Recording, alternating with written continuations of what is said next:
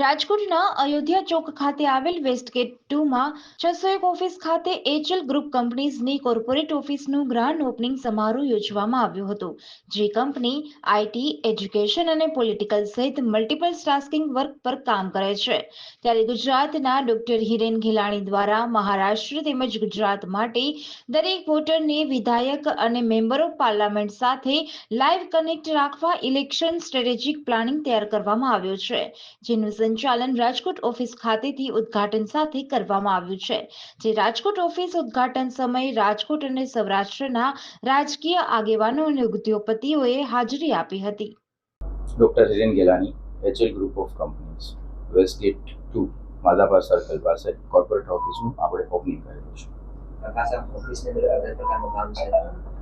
ઓફિસમાં multiple tasking works ચાલે છે, જેમ કે IT, education, political and send and silica.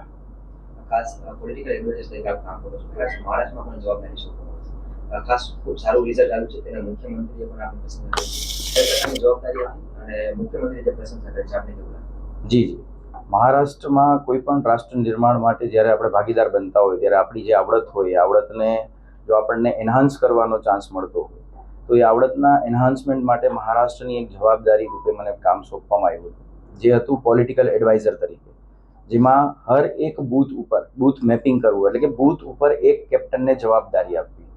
90,000 booth મહારાષ્ટ્રના અને હરેક બૂથ ઉપર એક બૂથ કેપ્ટનની જવાબદારી સોંપીને હરેક બૂથ કેપ્ટનને હરેક વોટરને મળવાની જવાબદારી સોંપવામાં આવી, જેમાં ઘણી અંશે અમે સફળ રહ્યા.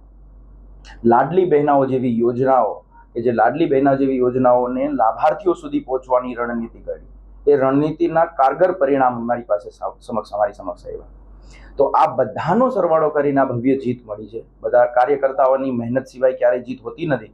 આ જ કાર્યકર્તાઓને મહેનત કરવા માટે સરળતા રૂપી એક સ્ટ્રેટેજી પ્લાનિંગ કરીને અમે એનું આખું મેનેજમેન્ટ, માઇક્રો મેનેજમેન્ટ કર્યું હતું, અને જેમાં દેવેન્દ્ર ફડણવીસજી ખુદ એમના શબ્દોમાં કહે છે કે આ માઇક્રો પ્લાનિંગથી જે ડેશબોર્ડ બન્યું અને જે રિપ્લાય અમને મળ્યા, એથી જે ક્રેડિબિલિટી ઓફ વર્ક કાર્યકર્તાનું હોય એ પણ આપણે એને સરાહના કરી શક્યા હતા. આગામી 5 વર્ષની પણ ત્યાં જવાબદારી સોંપવામાં છે. એ પ્રકારની જવાબદારી હશે? જી, આગામી 5 વર્ષમાં જે જવાબદારી સોંપવામાં આવી છે કે વિધાયક જીતી જાય છે. તો ત્યાં પોલિટિકલ ઇતિહાસ તમે જોઈ લ્યો તો જ્યારે વિધાયક જીતી જાય છે અથવા એમપી જીતી જાય અથવા કોર્પોરેટર જીતી જાય છે, તો જીતા પછી 5 વર્ષ સુધી હરેક વોટર સુધી શું એ કનેક્ટ રહે છે? ક્યાંક ને ક્યાંક આનો જવાબ ના સુધી છે.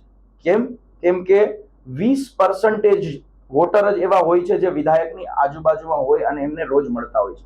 બાકીના 80% વોટર એ વિધાયકના કોન્ટેક્ટમાં હોતા નથી. તો આવનારા 5 વર્ષ માટે અમે એક આખું ઇલેક્શન સ્ટ્રેટેજી પ્લાનિંગના ભાગરૂપે દેવેન્દ્રજીની અધ્યક્ષતામાં મહારાષ્ટ્રમાં સૌ પ્રથમ આ પ્રયોગ કરવા જઈ રહ્યા છે, જેની મહત્વની જવાબદારી મારા સર ઉપર છે. જેમાં અમારો રોલ છે, અમે હર એક વોટરને વિધાયક સુધી પહોંચાડવા માટે એક ટીમ બનાવવાના છીએ. માની લ્યો કે 90,000 બૂથ આખા મહારાષ્ટ્રના છે, એક વિધાનસભાની અંદર 300 જેટલા બૂથ છે, તો 300 બૂથ ઉપર અમે બૂથ કેપ્ટનની નિયુક્તિ કરશું, અને બૂથ કેપ્ટનની નિયુક્તિ બાદ જે એરિયાનું કામ થાય છે એ એરિયાનું કામ વોટર સુધી પહોંચાડવું. આજે માની લ્યો કે વોટરનો બર્થડે છે, એક વિધાનસભામાં 3 લાખ વોટર છે, તો એ 3 લાખ વોટર્સમાં આજે 3500 વોટર્સનો બર્થડે છે, તો એ બર્થડે વિશિષ્ટ સોશિયલ કનેક્ટ દ્વારા એમના સુધી પહોંચાડવા, વિધાયકે કરેલા કામ એ એરિયા સુધી પહોંચાડવા, પ્રશ્ન છે વોટરોના તો એ વિધાયક સુધી લાવવા અને એનું નિરાકરણ કરીને એનું સોલ્યુશન કરવું. આના જેવા ઘણા બધા મુદ્દાઓ ઉપર અમે આખો પ્લાનિંગ કર્યો છે, કે જે પ્લાનિંગનું એક્ઝિક્યુશન એપ્રિલથી મહારાષ્ટ્રની અંદર અમે કરવા જઈ રહ્યા છીએ. ખૂબ સુંદર પ્લાનિંગની વાત કરી છે, ખૂબ સારું પરિણામ આવશે. ખાસ ગુજરાતના જે નેતાઓ છે એ પણ આનંદ બનશે. તેમનું શું કાલે બસ આ જ ભાગરૂપે, આ જવાબદારીના ભાગરૂપે જ આપણા કોર્પોરેટ ઓફિસનું ઓપનિંગ પણ કરેલું હતું. એમાં ગુજરાતના નામાંકિત પોલિટિશિયન્સ, નામાંકિત ઉદ્યોગપતિઓની હાજરી હતી. અહીંયાના પોલિટિશિયન્સ જે તમને હમણાં એમની બાઇટ પણ મળશે, એ લોકોનો વિચાર પણ મળશે કે જે મહારાષ્ટ્રમાં આપણે પ્રોસિજર કરી રહ્યા છીએ એમાં એમનું ખાસ કહેવાનું હતું કે આ એક ખરેખર રાષ્ટ્ર નિર્માણ તરફની પ્રગતિ છે. કેમ કે તમે વોટરને ક્રેડિબિલિટી પણ આપો છો, વોટરને ટ્રાન્સપરન્સી પણ આપો છો, તો આ વસ્તુ ગુજરાતમાં પણ થવી જોઈએ, કે જેમાં હરેક વોટર સુધી હરેક વિધાયક લાઈવ કનેક્ટેડ રહે.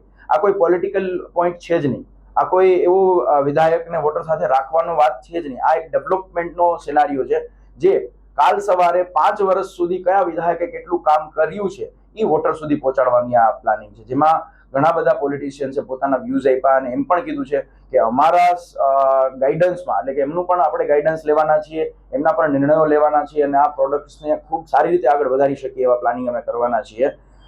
બસ એના ભાગરૂપે જ આ પ્લાનિંગ હતું કાલનું.